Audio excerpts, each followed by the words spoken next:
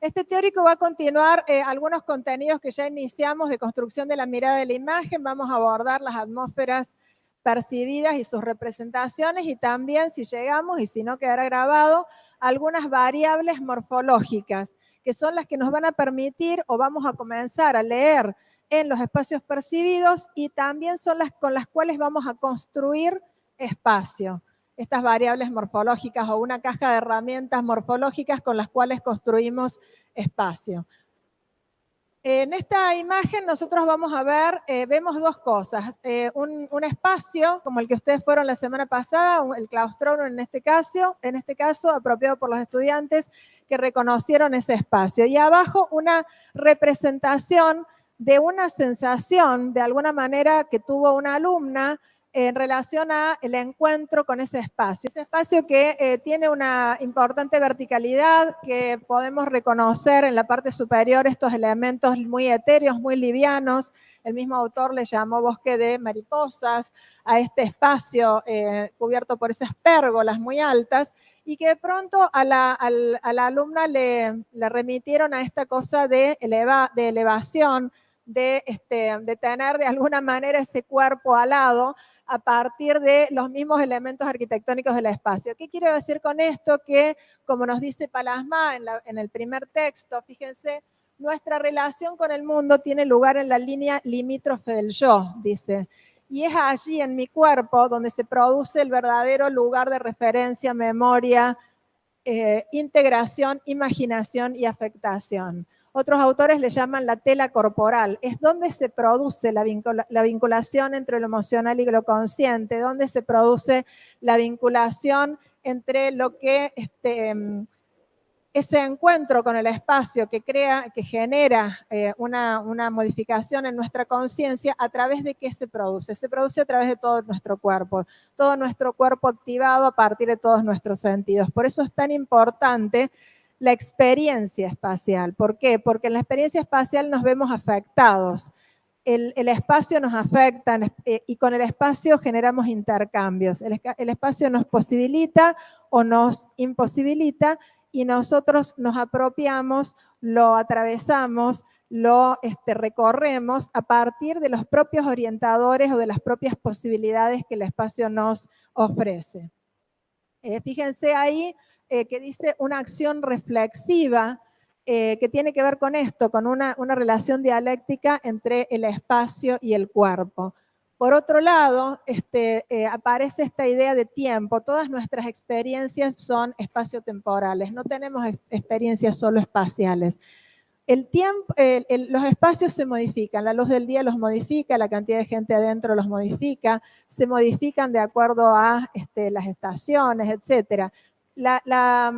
El espacio se modifica, y nosotros como seres humanos también nos modificamos, se modifican nuestras percepciones, se modifican nuestras matrices a partir de las experiencias, a partir de justamente nuestros intereses, etc. Quiere decir que siempre la experiencia del espacio es única. Si ustedes vuelven a ir a ese espacio o vuelven a ir a otros espacios, van a tener, digamos, como anticipo la experiencia que tuvieron, y a eso le sumarán todas las nuevas, cómo se ha enriquecido esa percepción a partir de ver las lecturas de sus propios compañeros, y tendrán una nueva percepción. Pero esa percepción viene de una experiencia espaciotemporal. Próximo.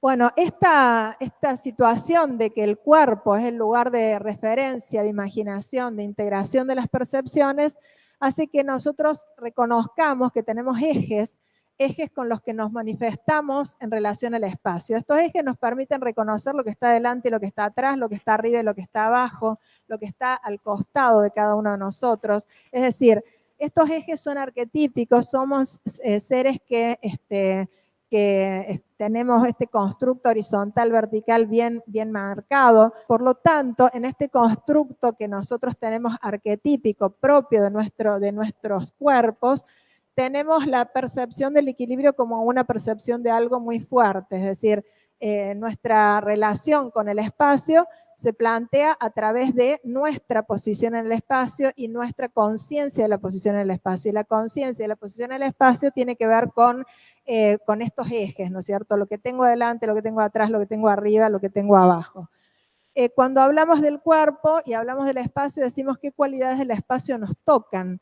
Y esto nos plantea también Palamas, ¿no? ¿Qué cualidad? Y nos plantea también Zumthor, cuando habla de las atmósferas. ¿Qué cualidades del espacio me tocan? ¿Qué cualidades del espacio los tocaron en los espacios intermedios? El color, la intermitencia de la luz, la recurrencia de las tramas. ¿Qué cualidades del espacio los tocaron cuando fueron a la Ciudad de las Artes? La verticalidad, la coloratura, el contraste entre lo blando y lo duro. ¿Qué cualidades del espacio me tocan? Ahí cuando pongo la mano tocando la corteza del árbol, estoy hablando de esto. Cuando toco una corteza del árbol, sé que voy a percibir lo rugoso. Al tocarlo, tendré la percepción de cómo es esa rugosidad. Pero ya visualmente, previamente, he tenido una percepción de la rugosidad, pero la rugosidad no la percibo solo con la vista, la percibo con todo el cuerpo. Al espacio tampoco lo vemos solamente, lo percibimos con todo nuestro cuerpo. Por eso cuando fueron a los espacios les dijimos, bueno, toquen las superficies, es frío, es cálido, suban si el espacio les habilita subir, o no suban, o hagan lo que el espacio les permite, los alberga, los deja, los cobija, abajo de, adentro de. ¿Cómo se sienten en ese espacio? En una afuera, pero en una adentro a la vez. En una adentro, porque estoy adentro de una caja, pero a su vez puedo ver la ciudad universitaria, por lo tanto estoy en una afuera porque tengo relación suelo-cielo, sin techo, y sin embargo estoy en una adentro porque estoy protegida por una determinada envolvente. Entonces estos ejes nos van a poder reconocer nuestra ubicación en el espacio.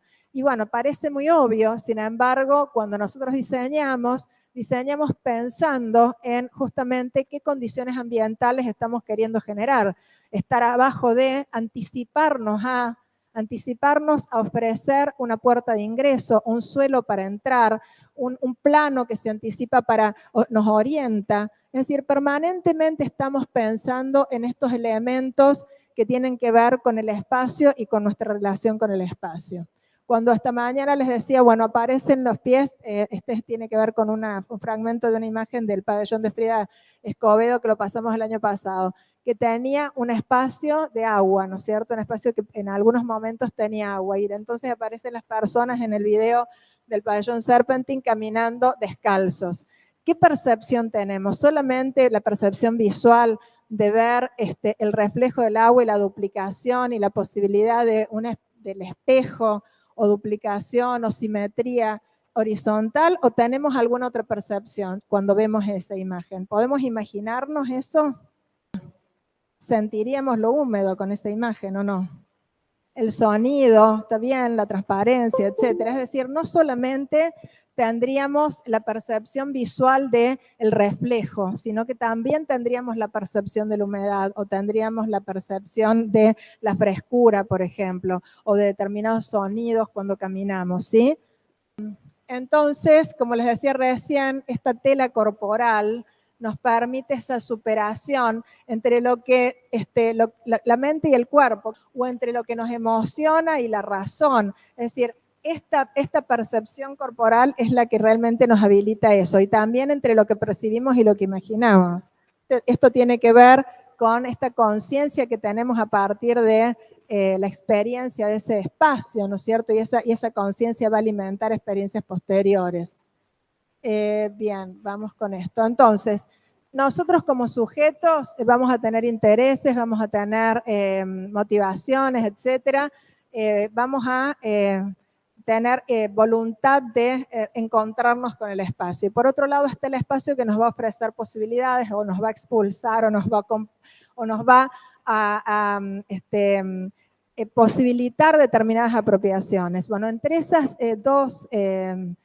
dos elementos que somos los sujetos y los espacios, se producen intercambios. Nosotros les llamamos intercambios, relaciones, interrelaciones, que según Doberti, este morfólogo que yo les nombré la semana pasada, se van a estabilizar cuando el sujeto, quien percibe, quien habita ese espacio, a través del dibujo dice qué ve y qué mira de ese espacio y desde dónde lo mira. Y entonces esas atmósferas que nosotros percibimos, que son condensadoras de lo que el espacio nos intercambia, las vamos a poder plasmar en imágenes y en representaciones.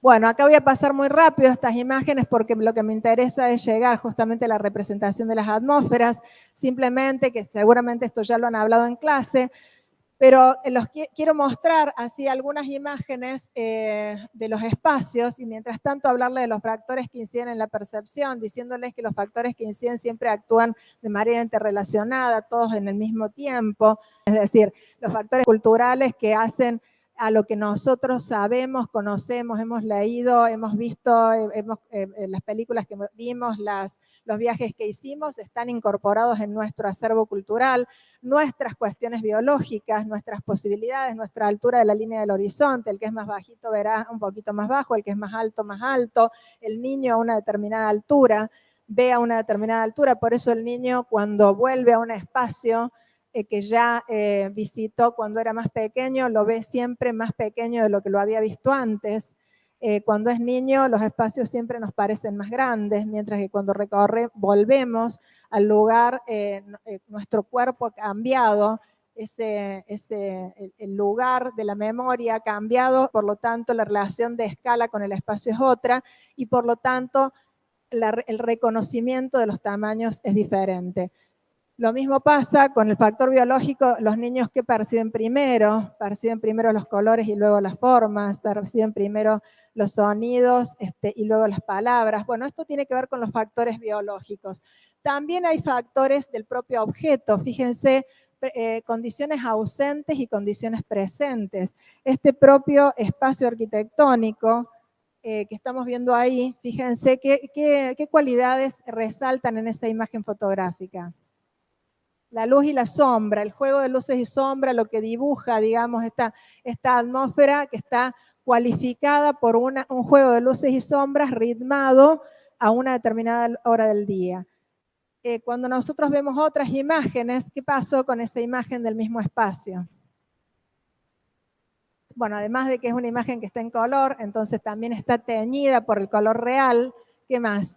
Pero lo que cambió y lo que cualificó totalmente este espacio es la presencia de las personas, esas personas que se han apropiado del espacio, que ya no es solamente la luz y la sombra la protagonista. Acá la luz, la sombra y las personas habitando el espacio, apropiándose del espacio, utilizando los asientos que están en el antepecho para ponerse a dibujar, ha modificado la percepción de ese espacio. Por otro lado, fíjense qué pasó con los límites.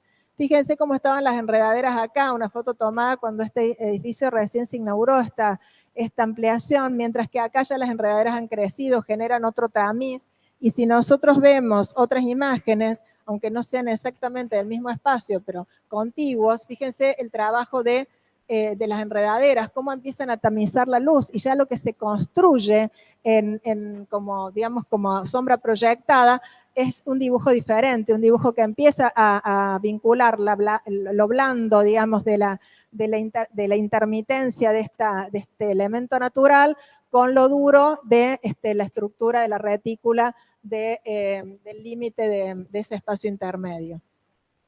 Luego, algunas imágenes de ustedes que empezaron a aparecer, donde les decíamos, trabajen con varias técnicas gráficas, traten de exagerar, traten de expresar, trabajen ponderando algunas condiciones del lugar y también decirles que la arquitectura no se va a comprender inicialmente como una totalidad, sino como una suma de fragmentos que nuestra conciencia va a encadenar. Nosotros cuando vemos un espacio no lo comprendemos en su totalidad, lo tenemos que recorrer. En cada parte de su recorrido van apareciendo escenas, van apareciendo situaciones que vamos a ir vinculando, encadenando para poder comprender ese espacio. Es una acción intuitiva, es una acción que es propia de nuestra percepción, pero así es como nosotros percibimos. Por eso decimos que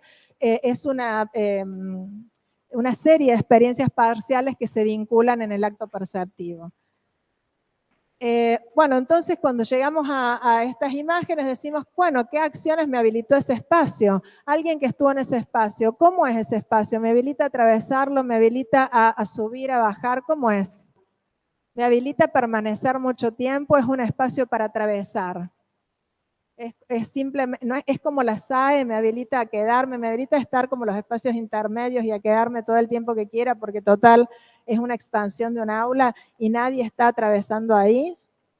No, bien. ¿Por qué? Porque es un espacio que habilita, claro, es un lugar como de paso, es un lugar de la recepción, el ingreso, y nos habilita el atravesamiento, pero también nos habilita a subir. Pero es importante, igual que en la SAE, poder darnos cuenta que ese espacio está acompañado por un espacio que habilita la acción de subir, porque no todos los espacios habilitan a todas las acciones. Entonces, un poco preguntarnos qué elementos del espacio son los que nos habilitan a determinadas acciones.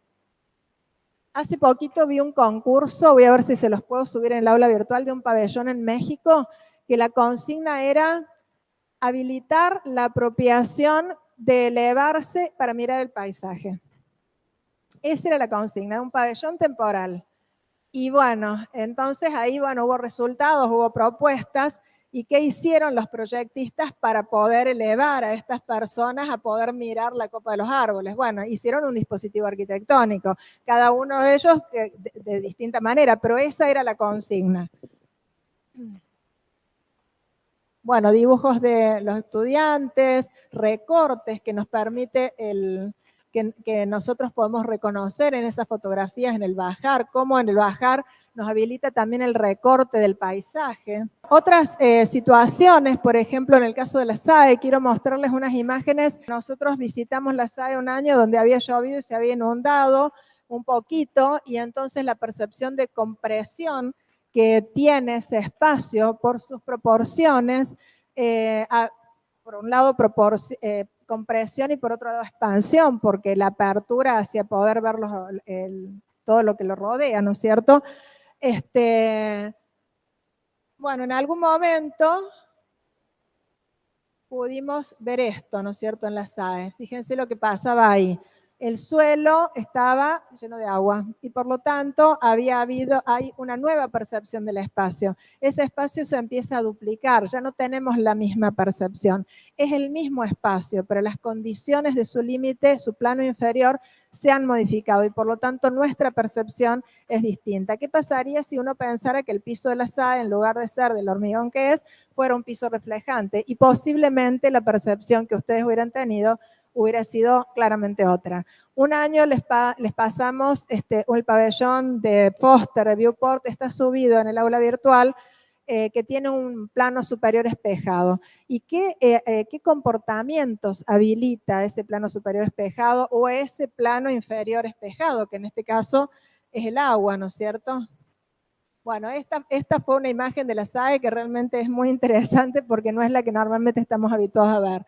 O la imagen de la SAE, bueno, con todos ustedes. Bueno, hay condiciones que nos propone el espacio, categorías que tienen que ver con, que no son métricas, que tienen que ver con las distancias, con las orientaciones, con la proximidad, la separación. Hay cuestiones que nosotros percibimos las separaciones entre las columnas, percibimos la profundidad, la sucesión, el alejamiento, son parte de cuestiones que arquetípicamente las percibimos. Y también percibimos cualidades del espacio, el color, la sombra, los gradientes lumínicos, las texturas, son todas cuestiones que son atributos morfológicos que nosotros percibimos. Acá hay algunas de las imágenes de ustedes mismos dibujando la luz y la sombra o dibujando las proporciones de ese espacio, las vinculaciones entre el interior y exterior. Algunas de estas palabritas que yo voy diciendo, fíjense, la luz y la sombra, la vinculación o la relación o la tensión entre el interior y el exterior, cuando ustedes lean el texto de Atmósfera, si es que ya no lo han leído, van a ver que Sumter habla de todos estos puntos, ¿no? El cuerpo de la arquitectura, la luz sobre los objetos, el sonido, la temperatura, bueno, son todas cosas que hacen a la atmósfera. Por eso no hay una atmósfera como receta, esto es lo que hay que dibujar, sino que es la atmósfera que percibo y a lo que le voy a dar valor en esta experiencia corporal en el espacio. Otras,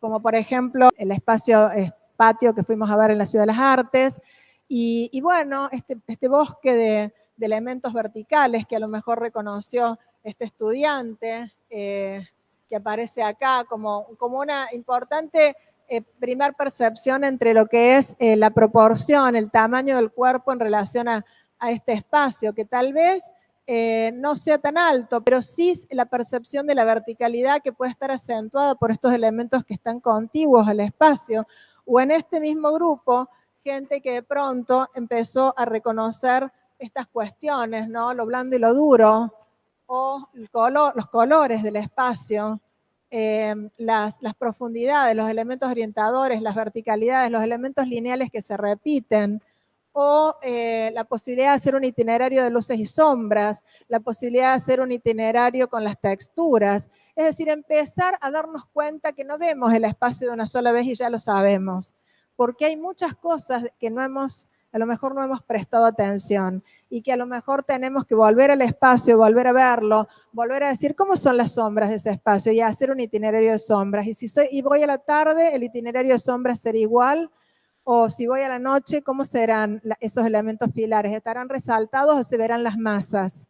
Entonces, ese espacio va a cambiar de acuerdo a las condiciones de luz y va a cambiar de acuerdo también el itinerario que yo busque hacer y a dónde ponga foco. Tal vez en el primer encuentro es lo que aparece, lo que primero apareció a la conciencia, pero ahora ya con una búsqueda intencional podemos encontrar otras cosas, podemos ir a una mirada no habitual de las cosas, posicionarnos en otros lugares, en otros rincones, subir, bajar, poder capturar cuestiones que de otra manera no capturaríamos.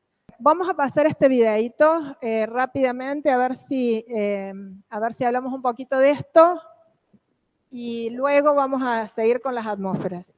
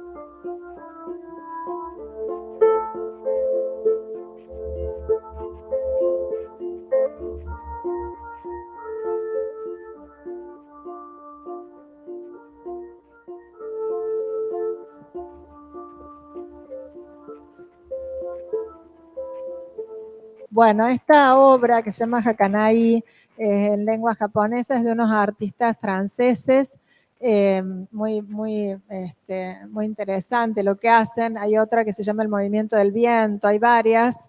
Algunas también se las voy a subir al aula.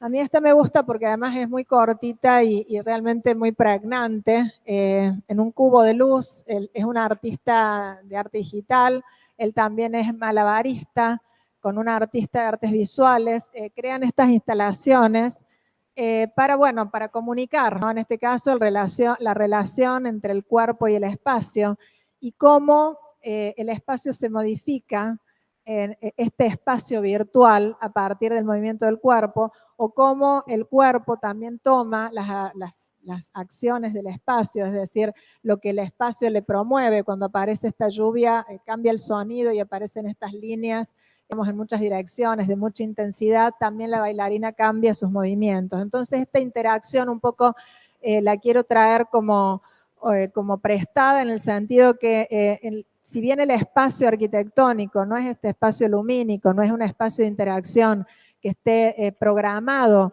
para poder modificarse de esa manera, pero sí el espacio nos va a admitir posibilidades de apropiación, nos va a permitir pasar o no pasar, nos va a habilitar mirar el exterior o no mirar, nos va a habilitar subir o no subir, mirar desde arriba o no mirar desde arriba. Es decir, lo que nosotros diseñemos, los espacios que nosotros hayamos visitado, se comportan en relación a nosotros habilitándonos apropiaciones, habilitándonos maneras de movernos en el espacio. Y en eso siempre aparece este tiempo, el tiempo como cuarta dimensión. Nosotros decimos que la arquitectura no es estática, trabajamos con el espacio y trabajamos con el tiempo. Siempre cualificamos nuestros espacios en relación al tiempo, en relación a la luz y la sombra, en relación al movimiento de los habitantes en ese espacio. En relación a esta obra, me parecía realmente muy interesante mostrárselas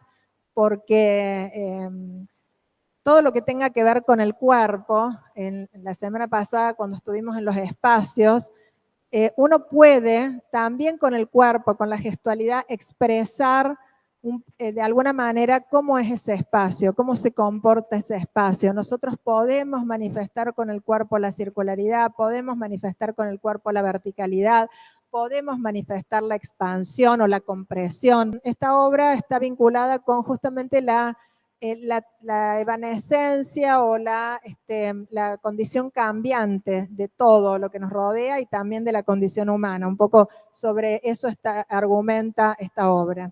Bueno, en este triángulo, que es el triángulo de comunicación lingüística, aparecen 3 puntos, ¿no? El referente, el significado y el significante. Y bueno, nos preguntamos entonces por qué esto aparece con la arquitectura. La arquitectura es una manera de comunicarnos también. Nosotros a través de la arquitectura comunicamos significado. Entonces, cuando decimos triángulo lingüístico está compuesto por estos elementos, un referente a lo que alude el signo, a lo que alude la cosa, en nuestro caso podría ser cualquiera de los espacios que visitaron, ese podría ser nuestro referente. Atrás de ese referente hay conceptos que trabajaron los autores y conceptos que ustedes han leído. Leyeron la verticalidad, leyeron lo blando y lo duro, el contraste entre blando y duro, leyeron el juego de sombras. ¿Qué leyeron de ese espacio? Es decir, aparecen los conceptos, cómo lo leyeron. Y luego aparecen las representaciones, que son justamente la manera que ustedes tienen de externalizar lo que han comprendido de ese espacio, lo que más allá de lo que hayan comprendido, cómo los ha afectado ese espacio. Y ahí aparecen los significantes. Y estos significantes pueden ser palabras, pueden ser sonidos, pero ustedes que van a ser arquitectos lo van a tener que hacer de manera gráfica, podría ser modélica. Entonces, nuestros significantes van a ser las representaciones, ¿no es cierto? ¿Cuáles son las representaciones? Van a ser las imágenes que vamos a utilizar para comunicar nuestras imágenes mentales. Para hacerlo simple, el ejemplo es si yo pienso en una silla o pienso el concepto de silla, que es distinto al de banco, que es distinto al de sillón, al de poltrona o demás, podríamos decir que es una superficie para poder estar en una posición sentada y que tiene un respaldo, ¿no es cierto? Bueno, ahora, ¿hay una sola silla? Este artista nos interpela preguntándonos eso. ¿Cuál es la silla? El concepto de silla que está escrito ahí del diccionario, la maqueta de la silla, la foto de la silla. ¿Cuál es la silla en realidad? ¿O son todas? Y ahí donde decimos que los significantes pueden ser muchos. Entonces, cada uno de ustedes va a trabajar distintas imágenes, distintos significantes de lo que es este espacio que han ido a visitar. Fíjense, acá les había traído la silla de la Bauhaus, las sillas de un artista que hace joiners o montajes fotográficos, las sillas digamos, icónicas de la modernidad. Entonces, bueno, ¿hay una sola silla? No, no hay una sola silla. Hay un concepto de silla y muchos significantes. Y estos significantes son cada una de las creaciones que nosotros podemos hacer. ¿Por qué no? Ahí está. Bueno, entonces ahí nos preguntamos qué es una imagen. Decimos que la imagen es una construcción mental. Esta construcción mental es inmaterial, pero cuando nosotros la plasmamos a través de la comunicamos al otro, la externalizamos, lo hacemos a través de representaciones. ¿Qué es representar? Es volver a presentar algo que nuestra imaginación ha retenido, que nuestra imaginación ha sido afectada por eso, y en esa representación es que nosotros vamos a comunicar esto que percibimos en este caso, que fue el espacio que fueron a visitar, en este caso las atmósferas. Cuando toda imagen también va a plasmar un modo de mirar el mundo, porque las imágenes también se sitúan temporalmente. Hay imágenes que nos remiten, bueno, cuando conozcan un poquito de historia, se van a dar cuenta de cómo la pintura o cómo las distintas manifestaciones artísticas y culturales se van manifestando en función a los paradigmas de época. Y antes, bueno, cómo era la pintura para los egipcios, cómo era la pintura para el Renacimiento, dónde hacía foco, cómo es la pintura contemporánea. Esta imagen también, las imágenes también remiten a maneras de mirar el mundo. Y por eso no son siempre iguales y cambian con la temporalidad. Entonces nosotros estamos acá, digamos, construyendo o tratando de comprender esta cuestión de construcción de la imagen y de la mirada, esto que se va a enriquecer por la imaginación, pero también se va a afectar por el contexto espaciotemporal, y que siempre, como nos dice Palasma, las imágenes arquitectónicas no van a ser solamente lo que percibimos, sino que van a ser propiedades del lugar, la percepción, la inmaterialidad de la percepción humana y también la imaginación. Y también decimos que las imágenes evocan, y las imágenes pueden evocar, pueden sugerir, y entonces nosotros las asociamos a palabras, a conceptos, y hablamos de que podemos trabajar con analogías, podemos trabajar con pequeños relatos, con metáforas. Cuando hablamos de analogías hablamos de comparaciones. Cuando yo digo frágil como no sé, como el hielo, el blanco como la nieve, estoy usando ese como que me habla de analogías. Esta mañana hablábamos en uno de los talleres de el derrame, por ejemplo, el concepto del derrame. Habían trabajado en el taller la idea de la miel, y esto que se derrama, que no tiene formas definidas, sino que toma la forma del recipiente, y de pronto aparece como el fluido como tal cosa. Entonces aparece la analogía, ¿no? Aparece la comparación que nos permite comprender el concepto. Luego también aparecen las metáforas, que vamos un poquito más allá, trasladamos, desplazamos los significados. Y bueno, si decimos un bosque de mariposas, de pronto el claustrorum no es exactamente un bosque de mariposas, pero lo puedo comprender como eso. O podríamos pensar caminar en un laberinto de líneas y reflejos, o permanecer en un nido de hilos azules, etcétera. Ya van a ver que todas inclusive las obras de arquitectura, muchas veces los arquitectos en sus memorias descriptivas definen sus trabajos a partir de alguna imagen metafórica, de algún pequeño relato, con lo cual quieren de alguna manera establecer un vínculo. Bueno, entonces, cuando hablamos de imágenes, decimos que las imágenes van a mediar entre lo afectivo, lo factual, entre la imaginación y la percepción, entre lo físico y lo mental. Hay imágenes de distinto tipo, miméticas, imágenes diagramáticas, imágenes más convencionales. Nos vamos a manejar en esta materia y en esta carrera con imágenes, con simulaciones, con prefiguraciones.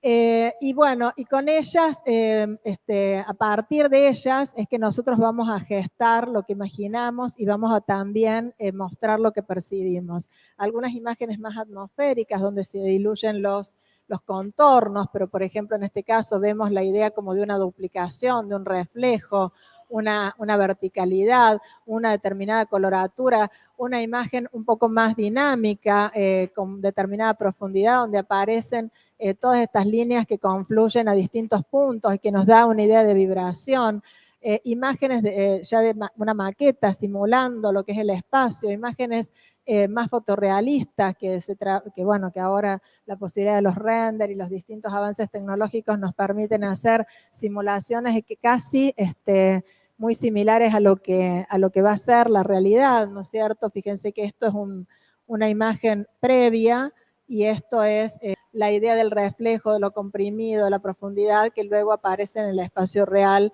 que tenemos ahí una vez que se hizo la obra. O bien prefiguraciones más gestuales, como en este caso, o bien ya más a través de medios convencionales, como pueden ser el trabajo con estratificaciones a través de sistemas como los sistemas Monge o como los sistemas, o también como los distintos programas que nos permiten avanzar, digamos, en la representación, incluir la materialidad, etcétera. Siempre van a ser imágenes con las que nos mostramos, con las que comunicamos, con las que llega al otro lo que nosotros pensamos, con la que podemos, digamos, desde mostrar un proyecto o también, bueno, justamente expresar lo que percibimos.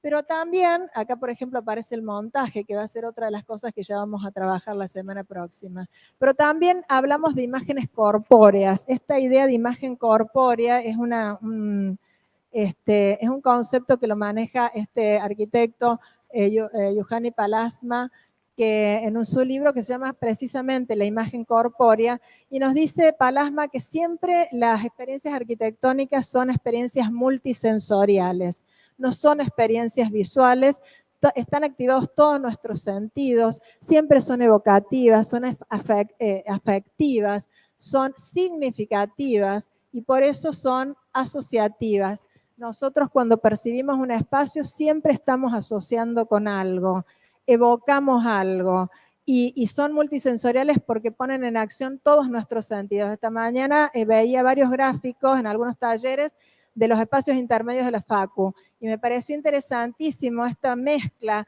entre lo rígido y lo blando, que no solo aparece por las enredaderas, sino también por la representación que hicieron los estudiantes del viento, esta cosa que circula, que atraviesa el espacio y que de alguna manera no tiene una forma definida, pero que los estudiantes habían trabajado lo blando o lo que atraviesa de una manera distinta a cómo trabajaron lo duro, digamos, de la estructura física del espacio.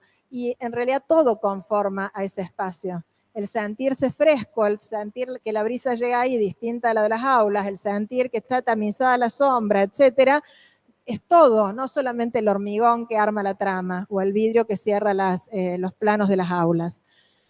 Y otra cosa que nos dice Pallasmaa es esto, fíjense, el espacio, la imagen arquitectónica, por eso hablamos de imagen corpórea, es una invitación a la acción. Y un suelo nos invita a determinadas apropiaciones, al movimiento, una puerta nos invita a entrar y salir, etcétera. Es decir, pensar en los espacios como verbos. Y la invitación es, no sé si ya lo hicieron en los talleres, pero es pensar en los espacios que ustedes recorrieron como verbos.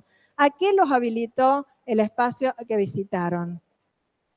A subir, a bajar, a permanecer, a irse, a transponerlo, a recorrerlo de determinada manera, a hacer varios itinerarios de recorrido. ¿A qué los habilitó? Esta es una imagen de la Capilla Campodónico acá en La Playosa, en Córdoba, que hay ese texto que está en el cuadernito de la cátedra, que me parece interesante mostrárselas. La aparece en el medio del campo un volumen, una masa, que no sabemos muy bien de qué se trata. A medida que nos acercamos, este campo que tiene una dimensión inmensa, de pronto se ve acotado. ¿Por qué? Porque el proyectista decide ponernos en un lugar, disminuir ese espacio de la llanura cordobesa para poder decir, bueno, acá hay algo y esta persona que va a entrar a este espacio va a estar de alguna manera envuelta por un espacio más pequeño que le va a dar escala, que le va a dar una escala previa al volumen que está acá, que es la capilla. Y entramos por una pequeña puerta que está abierta, que es una pequeña incisión entre estos dos muros curvos. Se entra acá a este espacio. Luego uno tiene la percepción de este volumen que tenemos acá, que es y tampoco sabemos bien por dónde se entra, se nos insinúa el interior, se nos sugiere que hay algo adentro que se conecta con el afuera a través de ese hueco, pero también hay un anticipo, este plano, este espacio como atrio que tiene la capilla. Luego, la capilla ya ahí con luz, ya vemos que pasa algo distinto, hay una luz de una determinada hora del día. Luego entramos, para poder entrar tenemos que hacer este recorrido, estar ahí, entrar a esta puerta que es un embudo, un espacio estrecho. Es decir, fíjense que el gradiente de lo amplio de la llanura al patio, luego al embudo, luego a este embudo bajito, fíjense, comprimido, que nos direcciona y nos hace llegar a esta otra situación en la que vamos a poder descubrir. Entonces siempre piensen eso, que la arquitectura nos tiene que permitir descubrir y que también la arquitectura nos puede ir planteando la posibilidad de los gradientes, estos gradientes espaciales, de lo amplio a lo pequeño, de lo grande a lo estrecho, y eso lo podemos manejar nosotros con cómo manejemos los elementos morfológicos. Fíjense que ya traspasando la puerta y pasando este espacio, aparece este espacio, ¿no? Aparece este espacio cualificado por la luz del oeste, de la tarde, donde, bueno, a una determinada hora del día se manifiesta esta cruz. Y bueno, es una capilla que él hace para su familia, ha sido premiada, es una obra muy interesante. Ojalá que podamos ir a visitarla. Hemos ido con los estudiantes hace unos años. Y la verdad que es una experiencia arquitectónica, atmosférica realmente muy, muy gratificante. Luego, bueno, y se llega a este espacio, que es el espacio como mítico, el espacio de la vinculación entre el ser y Dios, etcétera, como él lo relata en su memoria. Entonces, por un lado tenemos las sensaciones, las impresiones que vamos a recibir a partir de nuestro sistema perceptivo, a partir de las acciones deseadas por nosotros en esos espacios, y luego todo lo que sean los atributos que tiene el espacio. Es bajo, es alto, es rojo, es sombrío, deja pasar el viento, no lo deja pasar, etcétera. Y luego las acciones que me va a promover ese espacio. ¿Qué me deja hacer? ¿Qué no me deja hacer? Entonces aquí es donde se producen los intercambios y ahí está el desafío y ahí está esta idea del verbo. Por eso las experiencias arquitectónicas tienen carácter de verbos más que sustantivos, nos dice Palasma. ¿Qué es lo que vemos ahí? Un arriba, un abajo, una profundidad, lo que sea, lo que te sugiera. ¿Alguna de esas imágenes? ¿Alguien se anima? Un puente, me dicen, ven un puente. ¿Qué más? Allá. Una ciudad. ¿Dónde está la ciudad? ¿Acá? A ver, ¿acá o allá? Acá está hay una ciudad. ¿Qué más? Agua. Entonces el agua, la posibilidad del reflejo, ¿no es cierto? La duplicación. Acá vemos que hay agua, está sugerida el agua. Hay una sugerencia, como hacen estos impresionistas, porque realmente este artista fue antecesor a los impresionistas. Turner es su nombre. Y William Turner, fíjense, bueno, acá entonces hay un adelante, un atrás, el reflejo, algún elemento que se va repitiendo, ¿no es cierto? Acá pasa algo distinto a lo que pasa atrás, allá atrás vieron una ciudad, acá pasa algo que no sabemos de qué se trata, pero es distinto a lo que pasa allá, está manifestado con manchas. Fíjense que los contornos no los reconocemos, sin embargo, alguno reconoció que había un puente y alguno reconoció que había una ciudad y alguno reconoció que había agua, es decir, está sugerido, Con las atmósferas sugerimos ese espacio, no lo vamos a graficar de una manera precisa y perfecta. Que es claro, este es más oscuro, que es calmo, algunas palabras que surgieron en otros años también, cuando mostré alguna esta imagen, creo que esta imagen la mostré el año pasado, fíjense, calmo, hay masas pesadas, hay una superficie reflejante, que es lo que dijeron hace un ratito, hay una adelante y una atrás. ¿Se animan a decir otras palabras sobre esto? ¿Qué otra cosa les sugiere? Dijimos recién que había algo atrás, hay algo que parece distinto, que aparece acá, que es temporario, hay un reflejo también. ¿Qué más? Es más oscuro, que menos calmo parece que el otro parece más calmo, ¿no? Es más frío. ¿Qué más? Hay mucho contraste. Bien, bien. ¿Qué otra cosa podrá sugerir esto? Bueno, fíjense que esto es justamente un puente, como decían hace un rato, que va en un castillo, tal lado, en el río tal, y es una acuarela, ¿no? Y luego acá, fíjense, contrastes de luz y sombra, recién dijeron, mucho contraste. Después, la horizontalidad y la verticalidad, ¿no? El reflejo, la duplicación. Un paisaje efímero, parece que acá pasó algo distinto que lo que pasó allá, ¿no? Hay formas disueltas. Y bueno, y de pronto esto nos está hablando de fuego en un determinado sector de la ciudad, ¿no es cierto? Bueno, ese paisaje habla de eso. El impresionismo a través del trabajo con la luz posibilita justamente la sugerencia. Acá no estamos con una gráfica precisa de borde, de línea, de métrica, sino que estamos sugiriendo. Por eso los profes le dijeron trabajen con varias técnicas gráficas, trabajen con manchas, trabajen con crayones, trabajen con carbonillas, sugieran. Bien, vamos con otra imagen. ¿Qué le sugiere esa imagen que es arquitectónica? A ver, ¿quién se anima? Es una imagen del arquitecto Tadao Ando. ¿Qué le sugiere eso? Silencio, bien. ¿Qué otra cosa? Frío, ¿qué más? Hay un juego de luces y sombras, hay digamos, un juego interesante que plantea el autor a partir de que hace presente la línea en el plano, ¿no es cierto? Pero ese plano, ahí me dicen frío, y yo les pregunto a ustedes, ¿ese plano se lo ve realmente bien frío o aparece algo especial ahí? Además de la claridad de la luz, ese plano tiene una textura especial, es un hormigón que está encofrado de determinada manera que no es lo mismo que si no la tuviera, y eso también ablanda un poco la dureza de ese plano, ¿no? ¿Qué otra cosa? Dijeron recién silencio. Bueno, sí, se trata de una capilla, se trata de un espacio. Bueno, acá otras, ¿ven? Otras palabras que podríamos haber encontrado. Calma, armonía cromática, verticalidad. Justamente fíjense la importancia de lo vertical. En relación a la silla, es un espacio donde hay una fuerte presencia de la verticalidad, que está a su vez aumentada por estas situaciones, estos elementos en la arquitectura, ¿no? El respaldo de los elementos de las sillas, el hueco, la ranura, la verticalidad. Por otro lado, la dinámica temporal, porque esto va cambiando permanentemente en el día, porque esa proyección de la sombra va a ir modificando ese espacio. Es decir, que también nos va a dar una dinámica temporal distinta a esa atmósfera. Bueno, y el tema de la suavidad dada por ese plano del fondo, también el plano del fondo tiene que ver con este hormigón texturado de esta determinada manera que nos va a dar cierta suavidad a lo que sería esa materia. Bien, quiere decir que nosotros podemos leer cosas en las imágenes, que podemos leer cosas en las imágenes fotográficas, que podemos leer en la pintura cuestiones, y que podemos también hacer nosotros, representar y comunicar cosas. Bueno, ahí, esta imagen ¿a qué corresponderá? ¿Qué será eso?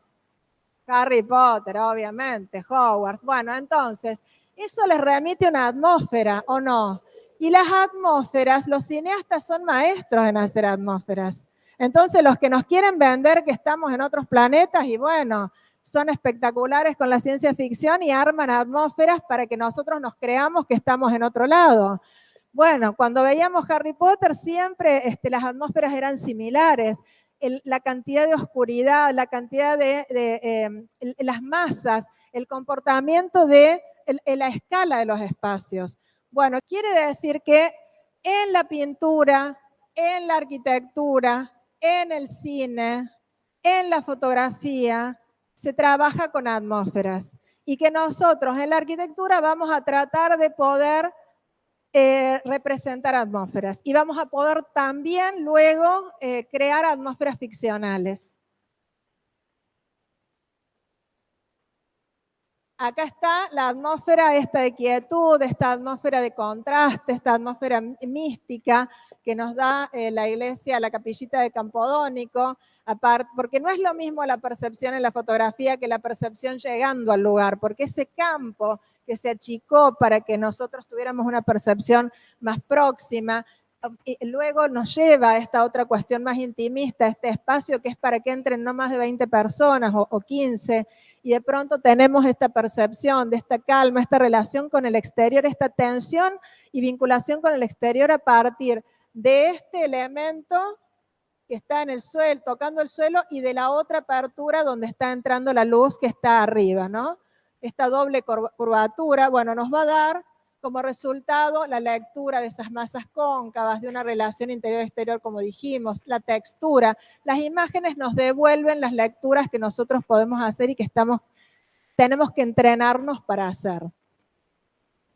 Bien, entonces ahí volvemos a los textos de Zumthor. Los textos de Zumthor nos hablan de todas estas cuestiones. Todas estas cuestiones nos hablan de las atmósferas. ¿Cómo es el cuerpo de la arquitectura? ¿Es una masa?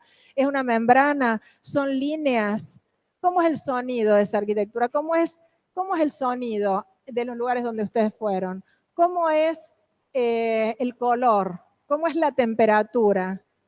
Todo eso es parte de la atmósfera.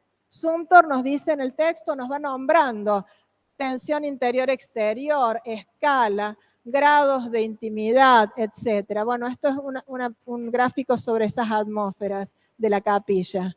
Entonces, todo esto son elementos que empiezan a estar presentes en el reconocimiento de las atmósferas. Así que repasemos un poquito el texto de atmósferas. Luego acá otra imagen, ¿no? La imagen de Van Gogh, un gran fotógrafo que trabaja mucho el contraste, crea esas atmósferas, fotografía muchísimas las ciudades de de Indonesia, con una cualidad lumínica maravillosa, así que se las recomiendo. Entonces, y también crea estas cuestiones, esa atmósfera muy próxima, ¿no es cierto?, que nos trata de mostrar esta situación particular de estas personas iluminadas, de ese claroscural y esa atmósfera próxima, ¿no es cierto? Entonces, pensemos esto, la atmósfera nos va a comunicar, es la relación que se va a producir entre nosotros y el espacio, entre nuestra conciencia y la experiencia con el espacio. Es inmaterial, pero la podemos manifestar, es emocional, la podemos representar. Las atmósferas van a tener que ver con las influencias que va a tener ese espacio en nosotros, en cómo ese espacio nos envuelve, cómo ese espacio nos activa o nos afecta, con todas esas cualidades de las que estamos hablando. Por eso implica, fíjense, miren lo que he puesto acá, ¿no? Tiene que ver con el carácter del lugar y también tiene que ver el entendimiento previo a la observación detallada de las partes. Ese primer próximo entendimiento que tengo con el espacio. Ese espacio es oscuro, ese espacio me habilita, ese espacio es fresco, ese espacio me habilita al movimiento, a qué tipo de movimiento. Con eso tiene que ver la atmósfera. Y es luminoso, es sombrío, qué dibuja en el suelo, qué me afecta ese espacio, qué es lo que me llama la atención, qué es lo que me sorprende. Con eso tienen que ver las atmósferas. Bueno, fíjense acá la cualidad a partir de la textura y cómo ese aulario en Perú de estos arquitectos Barclay y Krauss, que ya los van a ver seguramente en muchas materias porque tienen obras muy interesantes, bueno, cómo cualifican este corredor, un corredor que de no ser por esa cuestión lumínica sería un simple corredor. Pero en un espacio, como tienen ellos planteado este aulario, que es prácticamente el desierto, esta cualidad lumínica, esta cualidad de sombra es fundamental. Entonces es un espacio que habilita a estar mucho tiempo en esos lugares, porque además es como, genera como una cierta intermitencia, un cambio, etcétera.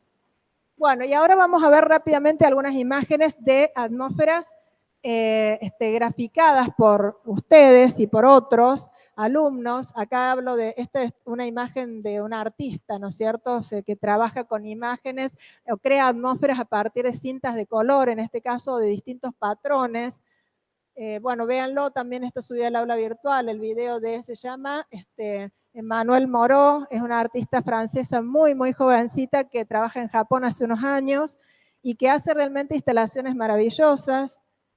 Y ahí está creando atmósferas cromáticas, y además de ser atmósferas cromáticas, son atmósferas cromáticas que cambian con el movimiento, porque coloca ventiladores en las partes superiores de estos espacios, que en este caso, fíjense, armado con letras, y en este otro caso armado con flores, patrones de flores, y hay un cierto algoritmo, y una cierta programación que hace que digamos, se muevan, se vayan encendiendo, algunos ventiladores y otros no, aquí arriba, que los van moviendo. Entonces esto, además de tener una interesante presencia cromática, tiene una presencia cromática cambiante, por eso también es tan interesante. Bueno, otra, como por ejemplo esta, que también los invito a que lo vean, que se llama Un bosque de luces, que también está subido del arquitecto Sou Fujimoto y que arma atmósferas a través de estos conos de luz.